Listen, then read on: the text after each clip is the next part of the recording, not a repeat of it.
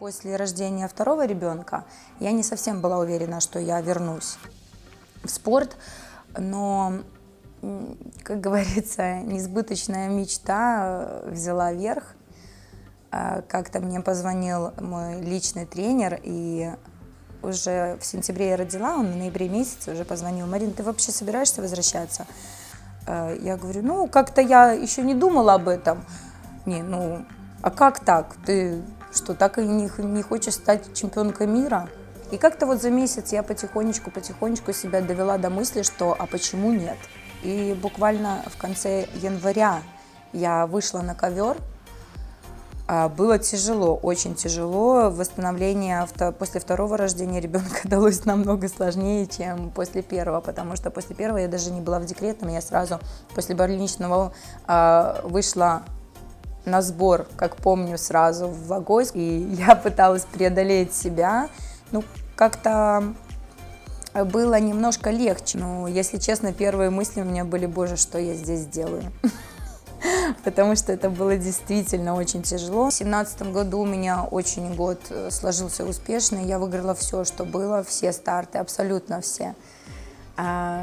И к чемпионату, да, я, получается, выиграла чемпионат, открытый чемпионат на призы Лукашенко, отбор. То есть потом была Европа, соответственно, я выиграла уверенно Европу. И к чемпионату мира мне так все как начало сыпаться. Думаю, ну все, пропало. Вся подготовка на смарку. Но сколько не прослеживаю за собой, чем хуже, как говорится, тем лучше.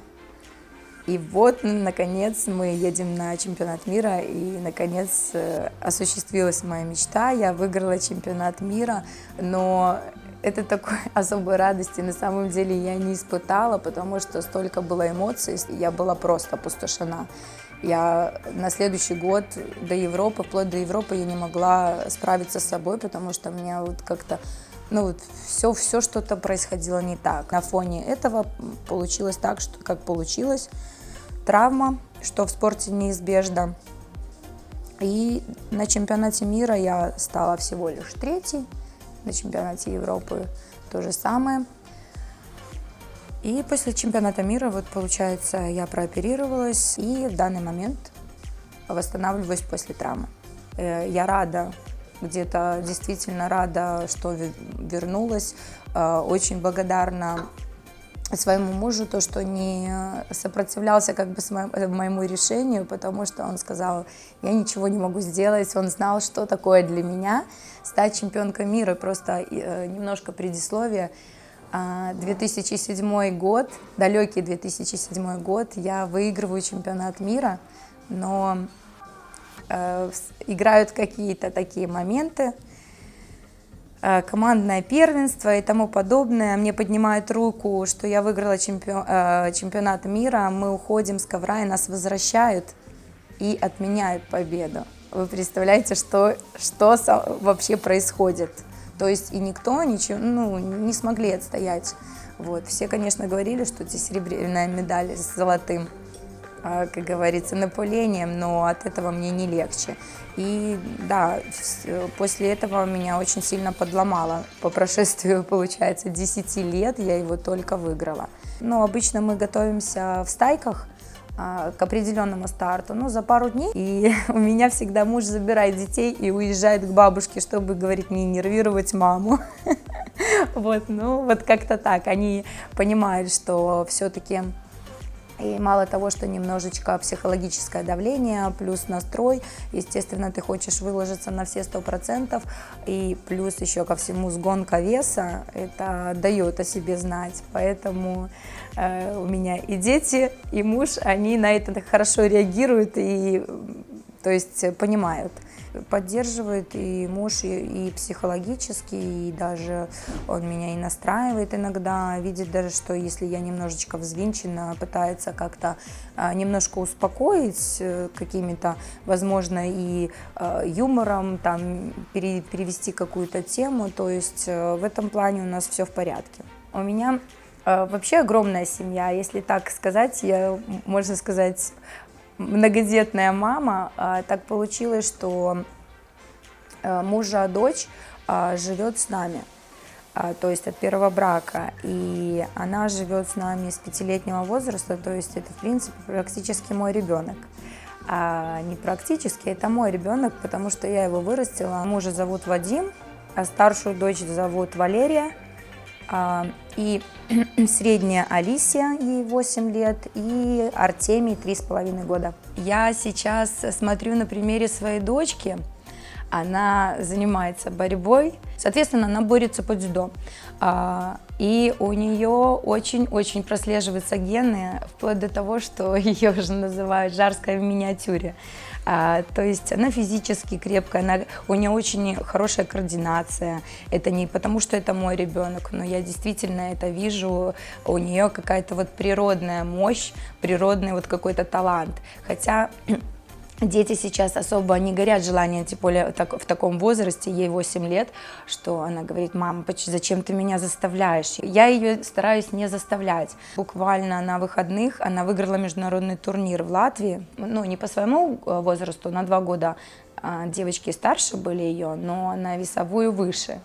То есть очень приятно было за ней на самом деле наблюдать и приятно смотреть, ну, наверное, на себя со стороны. Хотя я не в таком возрасте пришла в спорт, я пришла в 14 лет, а ей 8, и я понимаю, что это еще рановато, и не совсем правильно будет ее как бы заставлять напрягать, потому что это может быстро угаснуть. Она приходила на тренировки покувыркаться, акробатические какие-то моменты уловить, ей это нравилось, поиграть, побаловаться. В ней сразу увидели, что она может, она действительно, у нее очень координация хорошая. И когда началась тяжелая работа, она сказала: все, я не хочу ходить. Ее как бы стараются немножко не трогать, потому что все-таки, как ни крути, это девочка, а так как девочек меньше, это всегда было, то есть ей приходится с ребятами. Они физически крепче, и ей, естественно, тяжело.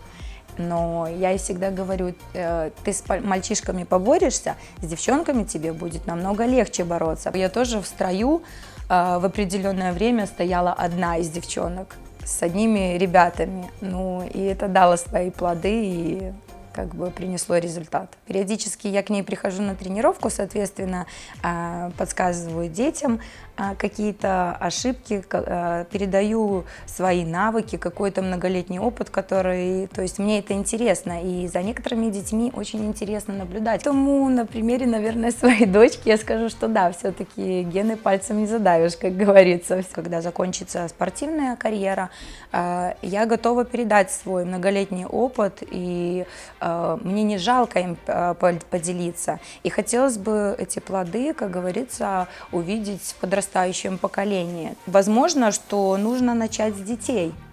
На самом деле работа первого тренера – это очень черновой труд, потому что поднять ребенка из низов, показать, научить тому же кувырку, координационные движения какие-то дать, та же физическая сила. А вот сейчас даже опыт показывает, которая молодежь тренируется с нами, они прибавляют, они реально прибавляют, они начинают на захватах лучше работать, то есть работа идет совсем другая. Самбо, я вам хочу сказать, не только спортивный вид единоборства, он все-таки вот спорт, который воспитывает. Она говорит: я очень устаю. Я говорю: вот, я этого и хочу, чтобы ты очень уставала, по крайней мере, что ты не просто сидела за компьютером, там, за телефоном, как это делают сейчас многие дети.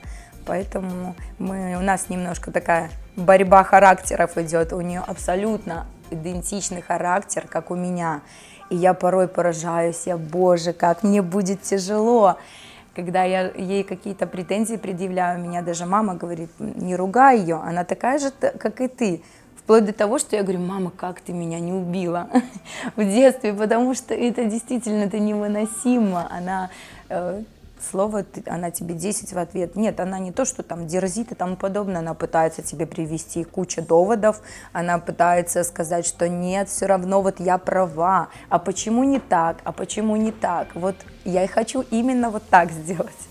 То есть немножко тяжеловато мне с ней так, это действительно так. А малыш еще мал, как говорится, ему 3,5 года, но то есть в сентябре я его планирую уже отдать в ту же борьбу, где он потихонечку будет, ну, и физически, и координацию какую-то немножечко развивать. То есть в любом случае, ну, неизбежно. Я всегда им сказала, родители не выбирают, поэтому вам не повезло. А возможно и повезло. Может быть, вы скажете потом спасибо, но это не сейчас, конечно, вы это не понимаете. Поэтому, ну, вот как-то так. Параллельно, да, он еще маленький. В любом случае для борьбы возраст маловат, то есть куда я его еще параллельно дам, я еще не решила. Семья, она была с тобой всегда рядом, и она будет всегда рядом, поэтому те же дети, тот же муж, который поддерживает, поэтому спорт уже второе место занимает после семьи.